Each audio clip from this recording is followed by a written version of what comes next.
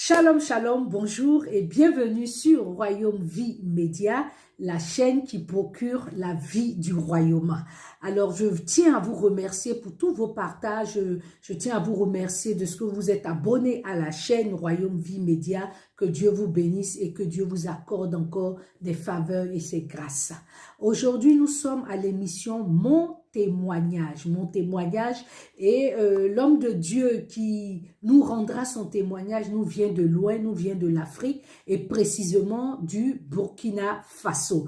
Alors nous avons la joie de recevoir un homme de Dieu que Dieu a utilisé et Dieu continue d'utiliser. Je suis convaincue que son témoignage vous fera du bien. C'est pourquoi, avant même de commencer, je vous demande de partager la vidéo, d'édifier une personne, certainement un homme de Dieu, un jeune serviteur de Dieu qui est dans l'hésitation. De toute façon, je ne vais pas aller trop loin, je vais m'arrêter là et nous allons écouter l'homme de Dieu. Sur ce, je vous présente mon invité. Alors, bonjour homme de Dieu. Bonjour. Bonjour ministre de l'Évangile, je pense que c'est comme ça on nous appelle. Tout à l'heure, vous allez nous expliquer pourquoi ce nom. Mon invité à l'état civil, c'est Winkini Paul Zongo. Et Winkini, si je ne me trompe pas, qui veut dire Dieu donné. Dieu donné. Et c'est en Moré. Alors en Moré, Dieu donné, c'est un joli nom. Winkuni. Alors l'homme de Dieu nous vient du Burkina. Il est là pour une raison particulière. Tout à l'heure, nous allons en parler. Mais déjà, je tiens à vous remercier pour votre présence sur Royaume Vie Média. Je tiens à vous remercier de nous permettre de vivre ce témoignage, d'édifier tous ceux qui nous suivent, toutes ces personnes qui se sont abonnées et qui sont vraiment amis de Royaume Vie Média, de pouvoir écouter ce témoignage et, comme je l'ai dit, d'être édifié. Alors, homme de Dieu, vous êtes né dans une famille chrétienne. Quand je dis chrétienne, mais évangélique. C'est exact. Le père, la mère, serviteur de Dieu. Et Dieu leur fait la grâce d'enfanter un homme de Dieu, un fils. En fait, votre histoire même me fait penser à Samuel. Samuel, fils de Anne et puis d'Elkana. Alors, moi, je voudrais savoir, vos parents sont chrétiens, oui, mais qu'est-ce qui a influencé votre amour pour le Seigneur? Parce qu'on peut naître dans une famille chrétienne et puis bon, Dieu ne nous intéresse pas. Qu'est-ce qui a influencé votre amour pour le Seigneur? Avant tout propos, j'aimerais rendre grâce à Dieu, Amen. Qui est le maître des temps, celui-là qui nous a permis d'être ensemble aujourd'hui et de partager. Et je tiens aussi à remercier Maman Eliane et tous ceux-là aussi qui nous suivent. Que Dieu vous bénisse au nom de Jésus. Amen, amen. Donc, sans trop tarder, je vais aller vite répondre à la question. Mais chez nous, on dit toujours, il faut reculer pour bien sauter. Il faut reconnaître que je suis né dans une famille chrétienne. Les parents sont chrétiens évangéliques. Mais le salut n'est pas héréditaire. Vous avez tout à fait raison. Donc, je rends grâce à Dieu pour cela. Parce que personnellement, il m'a donné une éducation selon la parole de Dieu. Très important. Je vous donne la raison. Mon père, il a été appelé par la folie. Dieu l'a appelé par la folie. Et le jour de son appel, il est venu à l'église. On l'a amené à l'église pour prier pour lui.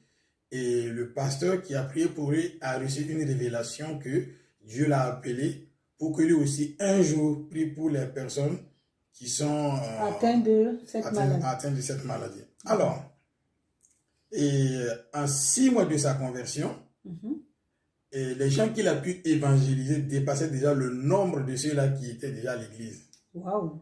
Et par son témoignage. Par son témoignage. Et le pasteur lui a dit, on ne va pas te laisser ici chômer. Allez, tu pars directement à l'école biblique parce que c'est clair. Et à 6 mois de sa conversion, il est allé à l'école biblique. 2 ans de formation, il n'a pas fini la 3e année. Il a été affecté. Wow. Et dans une église loin de Ouaga, à 150 km de Ouaga, pour prendre la direction d'une église. Et Dieu s'est glorifié. C'est là-bas que moi je suis né. Alors, 42 jours après ma naissance, Oui. on devait me consacrer à Dieu. Et le même pasteur dont le papa a donné sa vie à Christ devant la même personne là, quand il m'a reçu dans sa main, il était en train de pleurer. Il a dit, Oscar, écoute. Oscar, c'est le nom de mon père. Père, oui. Oscar, écoute. Tu es comme Jean-Baptiste pour préparer le terrain. Le ministère, c'est l'enfant que je tiens dans ma main. Wow. Et tu as intérêt à bien l'éduquer selon la parole de Dieu. Sinon, s'il rate, tu vas rendre compte à Dieu. Et ça marquait la vie de mon père et de ma mère. Et pendant les offrandes, ils m'ont pris pour aller mettre dans le panier comme offrande encore. Comme offrande. Et là, ça devient encore plus sérieux. Et le pasteur, il s'appelait le pasteur Bila, il a dit, moi, nous, on ne peut pas garder l'enfant ici. On te remet l'enfant, mais tu dois l'éduquer et il doit servir le Seigneur. Pourtant, je suis né intelligent. Si je vous dis que je suis né intelligent, je donne juste un exemple. Je n'ai jamais fait CP1. Non. Je suis allé comme ça pour un auditeur libre poursuivre. Et à la composition, j'ai été premier de la classe. Deuxième composition, premier de la classe. Troisième composition, premier de la classe. Et on dit, bon, on lui laisse continuer. Wow, l'intelligence divine. Et j'apprends vite les choses. Donc, voilà comment ça s'est fait que, voilà, je suis né et on m'a éduqué. Et dans cette éducation, chaque jour, papa nous racontait les histoires bibliques. Et encore, chacun avait le devoir de réciter un verset biblique par cœur. Et ça a créé un désir en moi. Et sa manière aussi de transmettre avec l'amour de Dieu, ça m'a influencé. Donc, c'est la parole de Dieu qui m'a influencé et j'ai vraiment encore aimé à comprendre plus davantage. Waouh, waouh, waouh. C'est pourquoi tout à l'heure, je disais que votre vie, c'est un peu comme la vie de Samuel. Parce que Samuel aussi, avant qu'il ne soit dans le sein de Anne l'avait offert au Seigneur. Et vraiment, que Dieu vous bénisse. Mais c'est vrai, vous aimez le Seigneur, l'amour du Seigneur est né à partir de la parole de Dieu, à partir de votre éducation. Et maintenant, comment s'est faite votre rencontre personnelle maintenant avec le Seigneur? Il y a eu un moment où vous avez dit, Seigneur, je t'accepte comme Seigneur et Sauveur personnel. À quel âge et dans quelles circonstances cela s'est fait? Comme je disais tantôt, le salut n'est pas héréditaire. À l'âge de 5 ans, Renard Bonquet était venu au Burkina pour une évangélisation plein air. Et mon père m'a amené avec ma mère, on allait assister. À notre retour, j'étais toujours bébé, un enfant de 5 ans. Bien sûr. Et j'ai développé une idée, mais je pensais que ce n'était pas moi. Je suis allé devant mon père, j'ai dit, papa, je vais donner ma vie à Christ. Papa a dit, ça c'est étrange ça. Il a dit, ok, viens. Et j'ai fait cette prière avec mon père. Et après ça, dans la même semaine, j'ai commencé à organiser des réunions de prière avec les enfants à 5 ans. Et la semaine suivante encore, mon père a dit, bon, comme tu as le désir de servir le Seigneur, je vais te programmer, tu vas prêcher. Donc, j'ai commencé à prêcher à l'âge de 5 ans. Et je me rappelle très bien le verset que j'ai lu, c'était Romains 12, 9, que l'amour soit sans l'hypocrisie. Et vous avez prêché à vos amis de votre âge? Ah non, à l'église. Ou bien à l'église? On m'a programmé à l'église un vendredi soir, tout le monde était là. On a dit qu'aujourd'hui, c'est Winkuni qui va prêcher. Wow. Et je ne pouvais même pas atteindre le pupitre. Franchement. Donc, il fallait qu'on dépose une petite table devant moi. Et je suis monté, j'ai fait au moins 10 minutes de prédication sur ce thème-là, que l'amour soit sans hypocrisie. Ah, gloire au Seigneur. Donc, c'est à ce moment que j'ai rencontré le Seigneur et ça a créé un désir. Et j'ai commencé, comme je vous disais, à organiser toutes les zones de Ouagadougou, Ouaga Sud. Tous les enfants me connaissent. J'organisais des veillées de prière, des jeûnes d'Esther, des jeûnes d'une journée et des évangélisations. Et tous les enfants, que ce soit des enfants des pasteurs, des serviteurs et d'autres enfants, tout le monde était influencé. Et cela faisait qu'on avait un groupe vraiment dynamique. Et c'était le groupe des enfants. Et Dieu concrétisait toujours sa parole. Oui, Dieu utilisait les enfants pour se manifester. Oui. Alléluia, alléluia. Amen. Et donc, les choses se précipitent là. À Amen. 16 ans, vous décidez de rentrer à l'école biblique. Oui. À 16 ans. Est-ce que c'est pas tôt? Vous n'êtes pas trop jeune? Bon, là, vous avez dit que c'est vous-même. Donc, ça veut dire que c'est une conviction personnelle qui vous a poussé ou bien c'est la proposition des parents? Ok, merci pour cette question.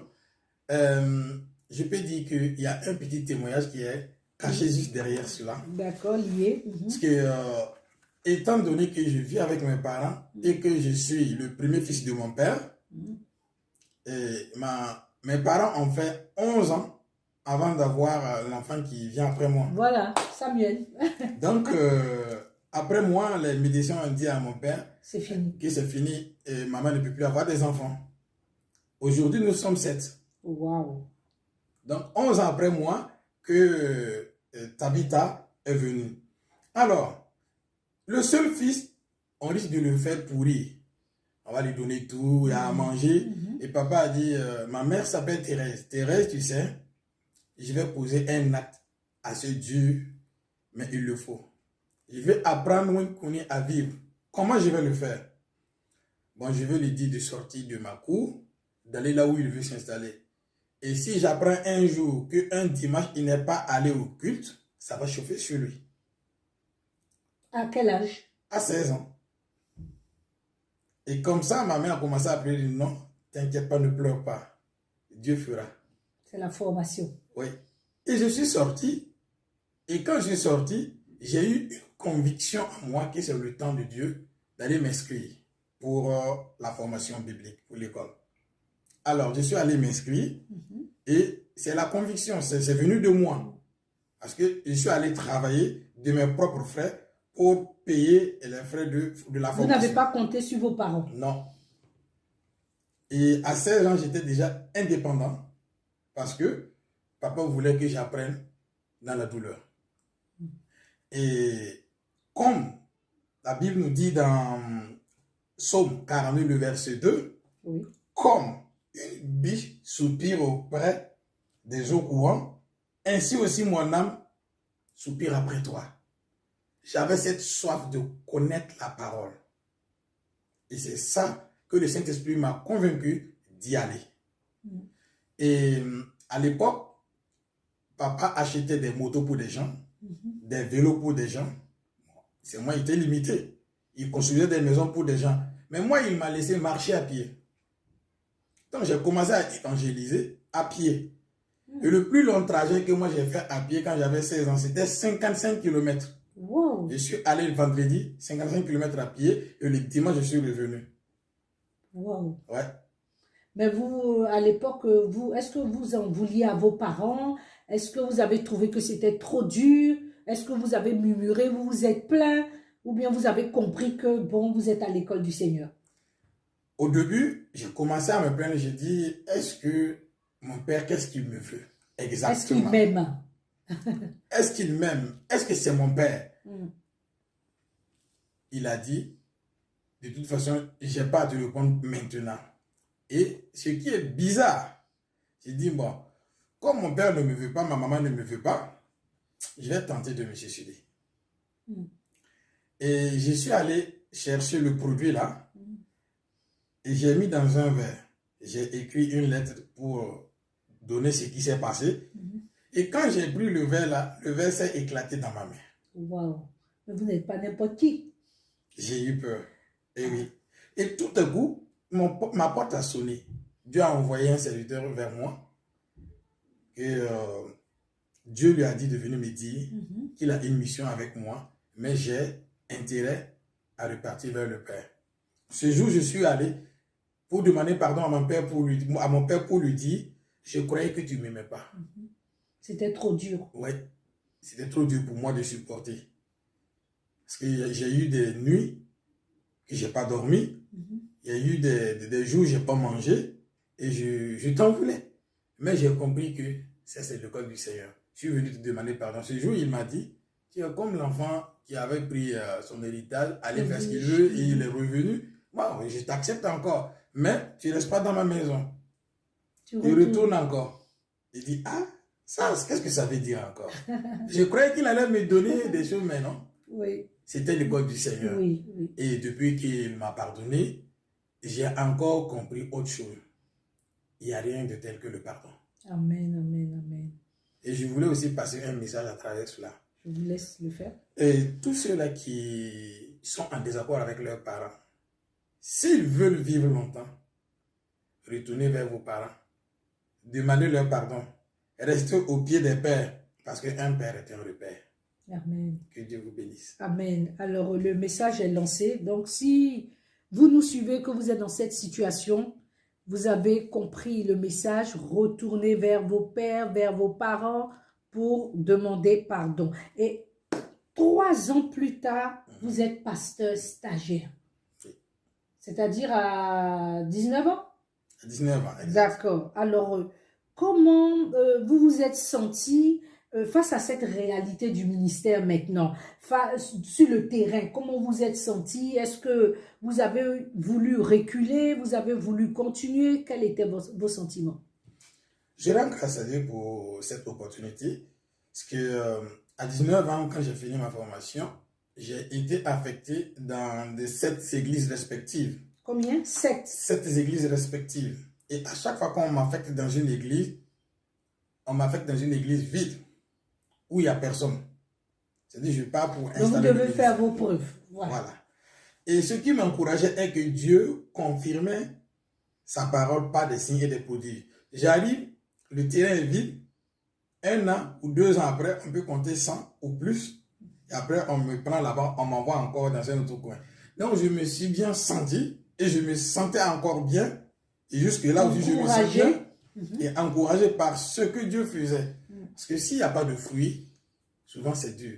Mais à cause de cela, je suis encore encouragé et je continue. Je me sens encore bien de servir, encore plus le Seigneur. Le Seigneur. Alléluia, alléluia.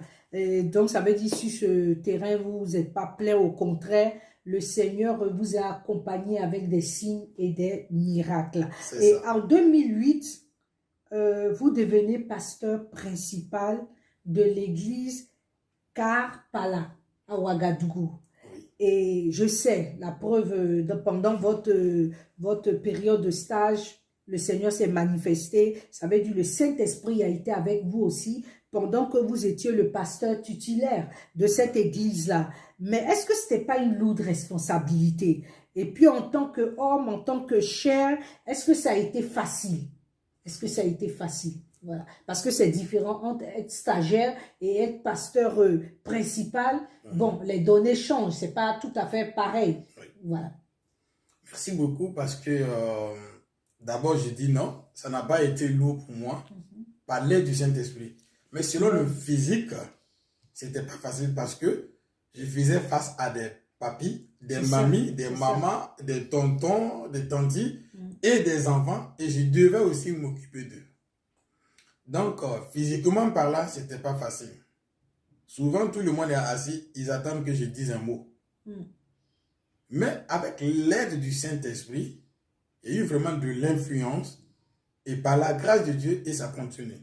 Parlons du jour de ma consécration. Ben, je m'apprête à en parler. Oui. À 27 ans, vous êtes consacré. Oui. Ça a l'âge de 27 ans, vous êtes consacré. Et je crois que c'est là qu'on vous a donné le nom de ministre de l'Évangile. Par le pasteur Mamadou Philippe Karambéry. D'accord. Donc, on vous écoute pour votre consécration, comment ça s'est passé. Mais je précise que après votre consécration, on vous établit sur... en son temps, en 2008, plus de 20 églises. Hein? Et aujourd'hui, vous êtes à plus de 50 églises où vous êtes le pasteur titulaire, c'est ça, non? Premier responsable. Premier responsable, et il y en a 2 au Ghana. Donc, vous nous parlez de votre consécration et comment vous gérez tout ça? Alors... Parce qu'avec l'âge, hein, vous êtes quand même jeune. C'est vrai.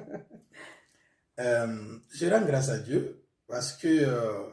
pendant que j'étais enfant, il y a un petit témoignage que j'avais sauté. Depuis mon CP1 jusqu'à l'heure où je vous parle, dans une classe quand je rentre, on ne m'a jamais voté, mais on me propose d'être chef de classe. Je ne sais pas ce qui se passe, mais ça a toujours été comme ça. Il y a l'esprit de leader. Tu vous Exactement. Bon, mais comme j'aime pas, j'ai pas voulu me jeter des fleurs, mais c'est juste que ceux qui veulent comprendre, ils vont le comprendre. Donc, disons que le jour de ma consécration, c'était le plus grand jour de ma vie. Amen. Et j'ai encore vécu une expérience extraordinaire. Si je dis extraordinaire, ça va au-delà de l'ordinaire avec le Seigneur. Dieu m'a confirmé ce jour parce que j'avais peur face à cette lourde responsabilité. À l'époque, on n'avait que 20 églises et des différents pasteurs. On me dit que c'est maintenant moi qui allais devenir le président de la mission du Centre international des chrétiens unis. Alors, je dis face à cette responsabilité, qu'est-ce que je vais faire? Du moment que sur le niveau pédagogique, je n'ai aucun niveau. Si je parle français aujourd'hui, c'est grâce à Dieu. Le français, ce n'est pas ma langue maternelle. Ma langue maternelle, c'est le moré. Mais si je parle français aujourd'hui, c'est grâce à Dieu. Je n'ai aucun niveau sur le plan pédagogique. Oui. Scolaire et professionnel. Et professionnel. Mais Dieu me fait grâce quand même. Amen, amen, amen. Donc, je me demandais comment cela allait se passer. Mais Dieu m'a confirmé avec le pasteur Karambiri. Il était là le jour de votre consécration? C'est le pasteur Karambiri qui est venu personnellement me consacrer. Il est venu avec son équipe. Il s'est même passé à Impact TV. Ah, en direct. En direct, Impact TV. Et alors, nous voulons saluer le pasteur Karambiri au passage. Et tous nos respects, hommes de Dieu, vous êtes vraiment un repère, un père. Et que Dieu continue à vous bénir et bénir votre ministère. Et nous faisons de gros bisous à Maman Karambiri. Amen, amen.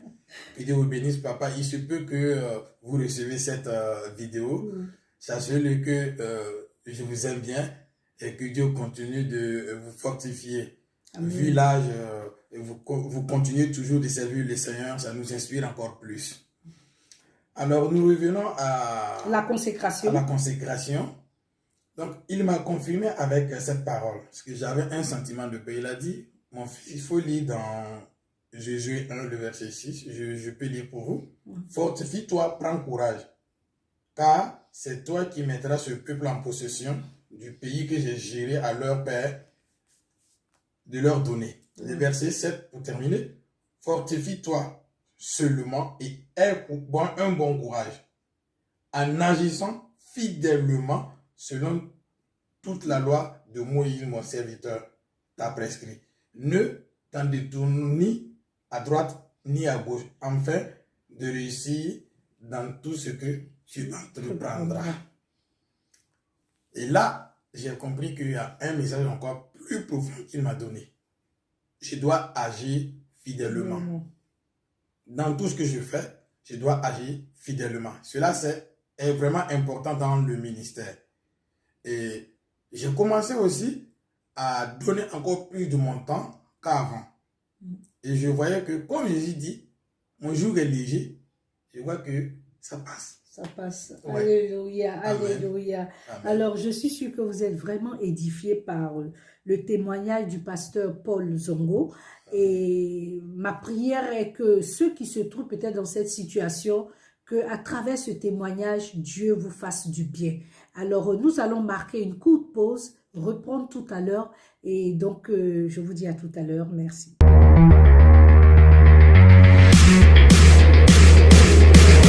Shalom, shalom, peuple de Dieu. Moi, c'est le pasteur Winkuni Paul Zongo du Burkina Faso. Je vous invite à vous abonner à la chaîne Royaume Vie Média. La chaîne qui vous procure des enseignements et des témoignages édifiants. Abonnez-vous. Que Dieu vous bénisse.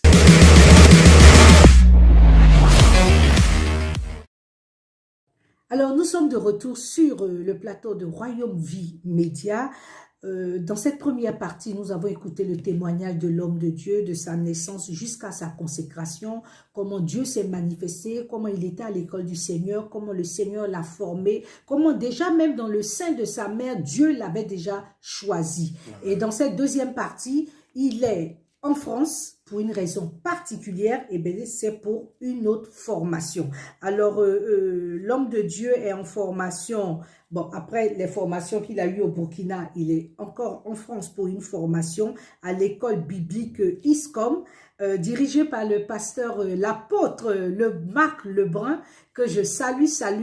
Il a été mon formateur. Alors, homme de Dieu, soyez bénis pour tout le travail que vous faites pour le royaume de Dieu. Alors, homme de Dieu, pourquoi vous êtes là encore pour une autre formation? Est-ce que c'est parce que vous vous trouvez limité, vous n'êtes pas à la hauteur, ou bien parce que vous voulez encore apprendre? Pourquoi vous venez encore jusqu'en France pour une formation? Il faut reconnaître que la parole de Dieu dit que la profondeur appelle la profondeur. Et si vous regardez dans Osée 4, le verset 6, la parole de Dieu nous dit, mon peuple est détruit parce que lui manque la connaissance. Moi, personnellement, j'ai l'habitude de dire on finit jamais d'apprendre. Tout à fait. Parce que depuis la fin de mon école biblique, chaque année, j'ai fait une formation.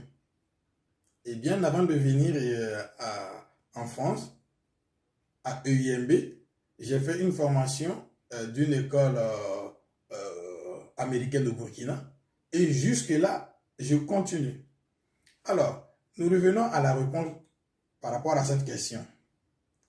Comme je disais, la profondeur appelle la profondeur et cela crée encore un désir, un soif ardent à comprendre plus davantage la parole de Dieu.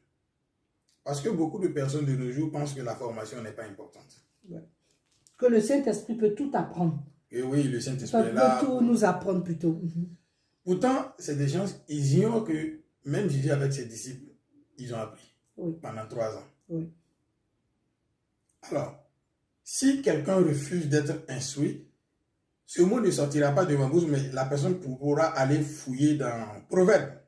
Si tu refuses d'être instruit, la Bible dit que tu es insensé. Alors que le sage écoute beaucoup, il parle moins. Et cela a créé un désir en moi. Je veux encore entendre Dieu parler plus qu'avant. Et je veux encore comprendre plus la parole de Dieu. Et mon arrivée ici m'a permis encore d'être non seulement en retraite spirituelle pour m'approcher de Dieu, et en plus de comprendre la parole de Dieu par les enseignements des différents enseignants à l'école biblique. Donc, et par rapport à la tâche qui m'a été confiée, ça m'a permis aussi de voir d'une autre couleur mon ministère. Et dès que je vais rentrer, il y aura encore un remaniement.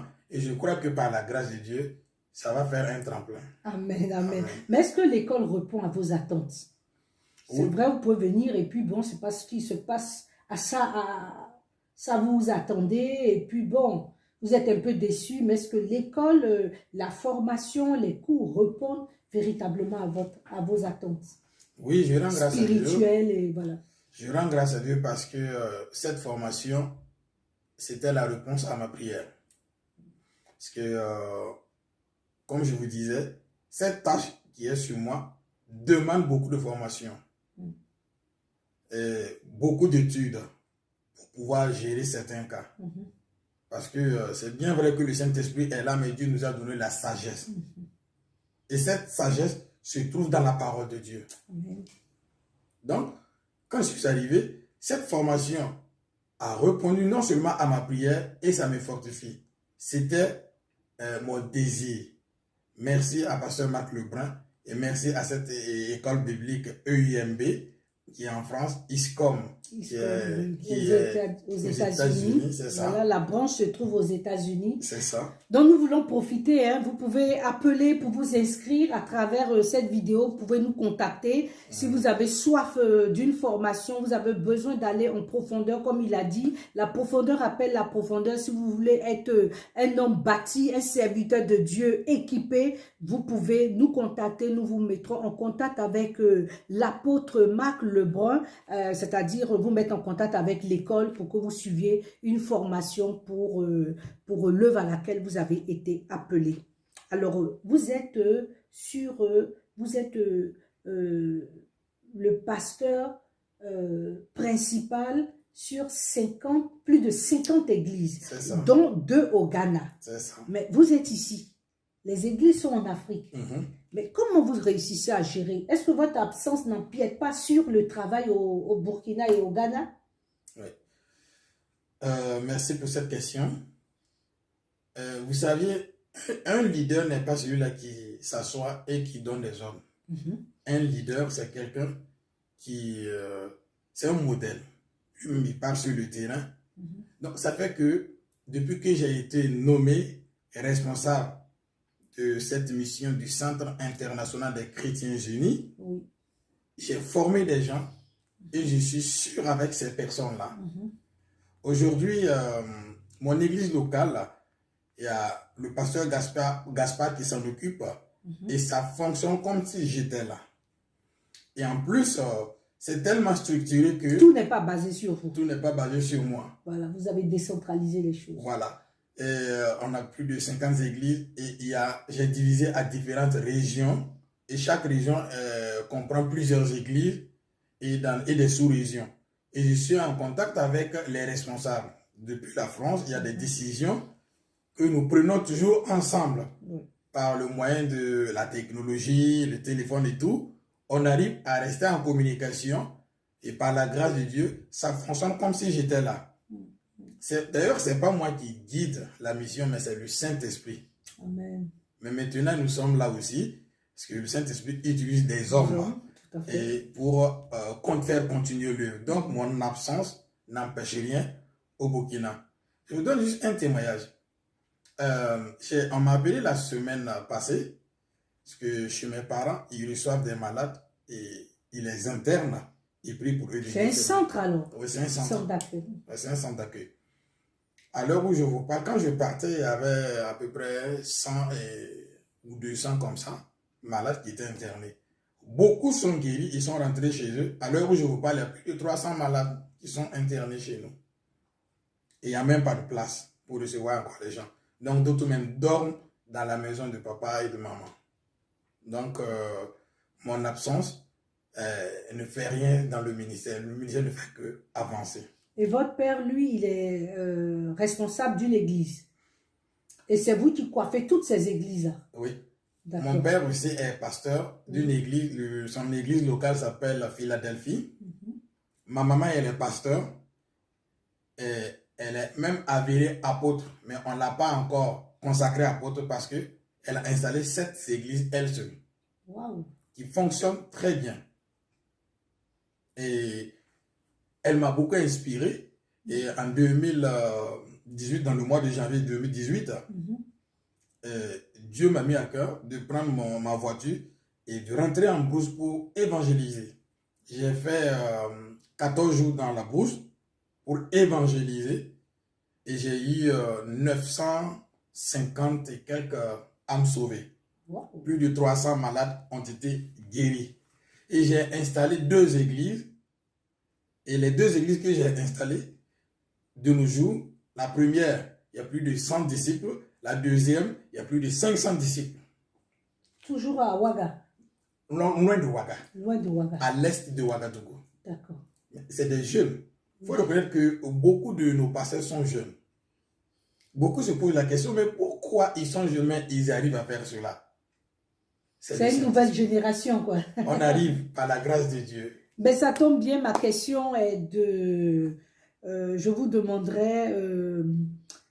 qu'est-ce qui a fait de vous cet homme de Dieu avec qui le Seigneur, le Saint-Esprit travaille de façon exceptionnelle, extraordinaire, certainement. Vous avez un secret, vous avez une clé à partager à certains serviteurs de Dieu qui nous suivent, et jeunes serviteurs qui se disent, est-ce qu'on va y arriver? Peut-être que c'est réservé aux adultes, aux papas, et nous on vient, c'est pas évident. Certainement vous avez quelque chose à leur dire pour les encourager et pour leur permettre de tenir bon.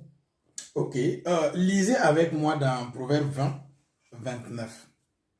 La force est la gloire des jeunes gens, et les cheveux blancs sont l'ornement des vieillards.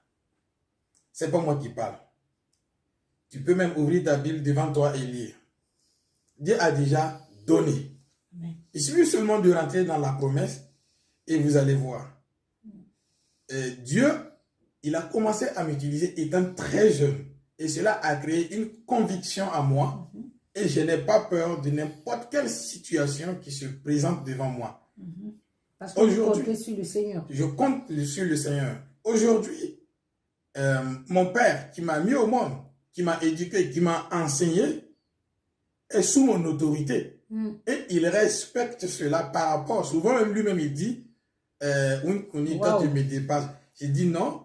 C'est vrai que j'enseigne plus que toi, mais je suis toujours à ton pied pour recevoir encore tes encouragements, tes conseils, et tu vas toujours me guider pour que je puisse aller. Toujours l'honorer, quoi. Oui. Et c'est très, très important. Donc, je vais dire que aujourd'hui, que la jeunesse se réveille.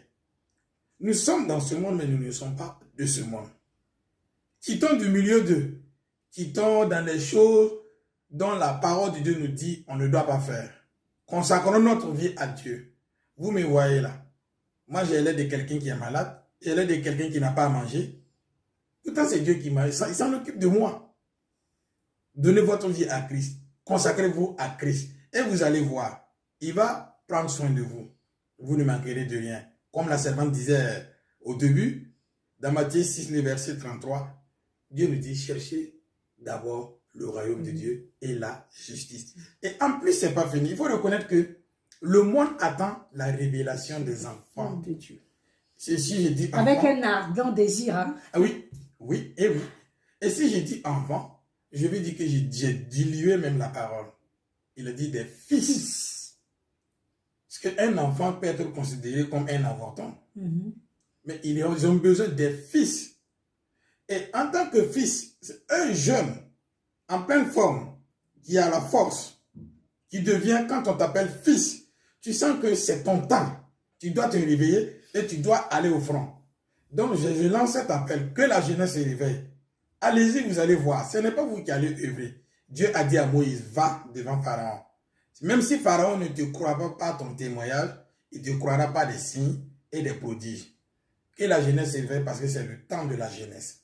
Amen, amen, amen. Alors, l'appel est lancé, que la jeunesse se réveille, mais surtout, homme de Dieu, aujourd'hui, vu certainement des difficultés, les épreuves, les persécutions, nous, bon, tout le monde le sait, on le voit partout, les différents scandales que nous voyons dans le milieu des hommes de Dieu, dans le milieu chrétien, où certains sont obligés d'aller s'associer aux œuvres des ténèbres pour pouvoir éblouir peut-être certains chrétiens, pouvoir se faire voir, montrer que eux aussi Dieu les utilise alors que c'est pas Dieu. Les gens vont carrément faire des pactes avec le monde mystique. Je pense que ça aussi, je vous laisse dire quelque chose dessus parce que vous n'êtes pas passé par tout ça.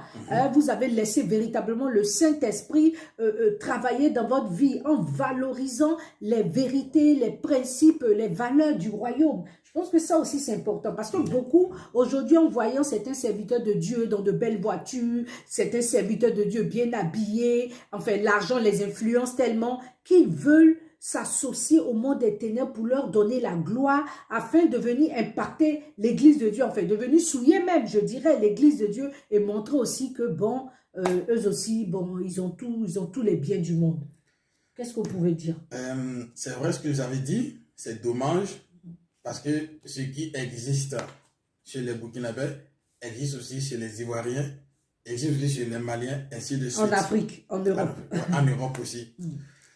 Dans le milieu chrétien, je vais dire les serviteurs, c'est dommage parce que certains voient l'argent comme le salut.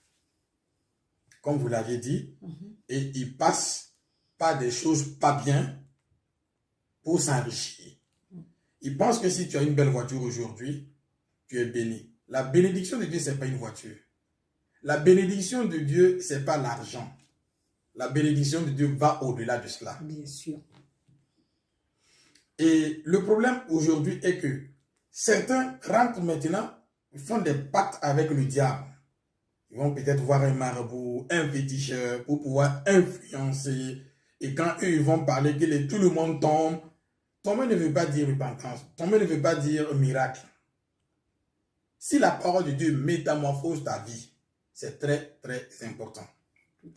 Jésus, il faut reconnaître, quand le diable était venu pour attaquer Jésus, Jésus a simplement utilisé la parole. Il n'est pas allé voir un féticheur ou marabout pour pouvoir résister, non. Il a utilisé simplement, il dit seulement, il est écrit. Alors, jeunes gens, si vous êtes influencés par de belles voitures, par l'argent, par la gloire de ce monde, repentez-vous dès à présent. Parce que si vous êtes influencé par cela, vous allez rester dans ce monde et vous risquez de perdre votre salut. Et l'œuvre que vous aviez pu faire, d'autres personnes seront récompensées à votre place. Tout à fait. La repentance d'abord. Alors, et j'aimerais encourager ceux-là qui se donnent vraiment à Dieu, qui se consacrent à Dieu le Père, Fils, le Saint-Esprit, qui essaient sincèrement dans la sainteté. Écoutez ce que l'apôtre Paul a dit à Timothée. Je lis avec vous. 1 Timothée 1,18. Le commandement que je t'adresse, Timothée mon fils, selon les prophéties faites précédemment à ton sujet, c'est que d'après elles, tu combattes le bon combat. J'ouvre une petite parenthèse. Arrêtons les combats des dénominations.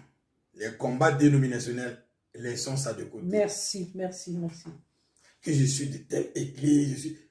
Jésus n'a pas de dénomination. C'est nous limitons. Combattons le bon combat. De nos jours, si on voit un pasteur, un serviteur, un vrai serviteur de Dieu, que Dieu utilise, on va commencer à le critiquer, à salir son image. Surtout avec aujourd'hui les réseaux sociaux, Facebook, WhatsApp. Ça va vite. Ça va vite. S'il vous plaît, restez dans la vérité et combattez le bon combat. Si vous voyez quelqu'un qui excelle dans son ministère, approchez-vous de cette personne et demandez-le comment tu fais pour exceller dans ton ministère. Il va vous donner les secrets et vous allez essayer de pratiquer pour voir les résultats. Au lieu de ternir son image, de l'insulter, au lieu de l'attaquer, restez calme parce que chacun est appelé à faire ce qu'il doit faire. Tout le monde ne doit pas faire le même travail, la même chose. Mais on se complète. Je donne juste un petit exemple. Quelqu'un qui est chantre et qui ne connaît pas la parole de Dieu, il va vous dire un mot. Il va vous dire, c'est dans la louange et l'adoration que la présence de Dieu descende.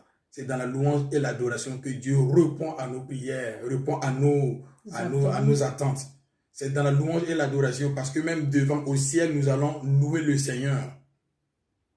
Et Dieu n'a pas besoin de ta connaissance parce que le diable même connaissait la Bible par cœur et par cœur. Voilà. Et celui qui connaît la parole et qui ne sait pas chanter, il va dire, tu n'as pas besoin de chanter. Parce que pendant que vous chantez, les démoniaques dansent même avec vous. Il faut connaître la parole. Oui, c'est le combat comme ça. Il faut connaître la parole parce que quand Satan est venu attaquer Jésus a utilisé simplement la parole pour s'en défaire. Et celui-là aussi qui sait prier, qui ne connaît pas la parole, ou bien qui n'a pas ce désir d'étudier la parole, il va vous dire, non, on n'a pas vu. Satan connaît la parole. Quand vous chantez, les démoniaques dansent avec vous. C'est quand il dit feu que les démoniaques tombent. En quelque sorte, on se jette les pierres. On se jette les pierres par rapport au don. Alors que le problème est que le don de Dieu mélangé à ce combat-là devient un poison non seulement pour nous et notre ministère. Donc, combattons le bon combat en gardant la foi et une bonne conscience. C'est dommage parce que beaucoup de personnes aussi ont la conscience morte aujourd'hui. Ils sont capables de mentir pour recevoir de l'argent. Dieu m'a dit, envoie l'argent. Sans cesse. S'il vous plaît, arrêtez. Revenez à la parole. Et vous allez voir ce que l'Éternel fera. Combattez le bon combat. Gardez la foi avec une bonne conscience. Et rappelez-vous à votre consécration. Que Dieu vous bénisse. Amen, amen, amen. Oh, c'est dommage, l'émission est terminée. Mais je retiens que ce que, en tant que chrétien, nous devons faire, c'est recherchez premièrement le royaume et la justice de Dieu et tout nous sera donné par-dessus tout. Et c'est le verset sur lequel Royaume Vie Média s'appuie pour faire ce que le Seigneur nous demande. Notre objectif, c'est de nous appuyer sur ce verset biblique parce que le Seigneur a besoin que nous puissions le servir véritablement, réellement, selon les instructions du royaume. Et tout nous sera donné par-dessus tout. Si vous courez pour avoir toutes ces richesses de ce monde et que, bon, les choses de Dieu ne vous intéressent pas et que vous avez accepté de servir le diable, mais, enfin, donc, je vous laisse gagner tout le monde entier et de perdre son âme. Bon, je vous laisse, à travers cette émission, je pense que le message est passé. Le message est que Dieu nous utilise de façon extraordinaire avec ce qu'il a déposé en nous. Le Seigneur prend les enfants de 5 ans. Hein, on a vu l'homme de Dieu déjà à l'âge de 5 ans. Le Seigneur, avec le Seigneur, c'est la disposition du cœur et ce qu'il a mis en toi pour pouvoir accomplir ce à quoi il t'a appelé. Alors, homme de Dieu, nous avons été vraiment, vraiment enrichis et bénis par votre témoignage. Et nous avons vu comment vous êtes passé à l'école de Dieu, comment il y a eu des moments, c'était difficile, mais vous avez tenu bon. Mais je pense que ça doit interpeller une personne qui nous a suivis pour dire que oui, ben, c'est pas que vos parents ne vous aiment pas, c'est pas que le pasteur ne vous aime pas. Souvent, les pasteurs aussi nous font passer par une école rude. Et souvent, on se plaint, on se rébelle, on quitte l'église parce que le pasteur n'a pas voulu me donner le transport, le pasteur n'a pas voulu me payer ceci, cela, donc je préfère partir. Ah non, non, non, dans ce cas, on ne pourra rien apprendre. Souvent, c'est au pied de l'homme de Dieu que le Seigneur t'a mandaté que tu peux apprendre. Tiens bon et que Dieu te bénisse à travers cette émission. Merci encore, homme de Dieu. Avant de nous séparer plutôt, je vous demanderai de partager cette vidéo, de partager ce témoignage. Oui, partagez ce témoignage. Vous ne savez pas ce que ça peut faire à une personne, à un serviteur de Dieu. Partagez la vidéo et je vous dis merci, merci de vous abonner aussi à la chaîne Royaume Vie Média pour recevoir des témoignages, des enseignements très, très édifiants. Pour terminer, je n'oublie pas que celui qui croit véritablement que Dieu est capable de faire quelque chose dans sa vie verra la main de Dieu. Donc, rien n'est impossible à celui qui croit et rien n'est impossible, moi, à mon Seigneur Jésus. Rien ne lui est impossible. Amen. Que Dieu vous bénisse et à très bientôt. Au revoir. Au revoir.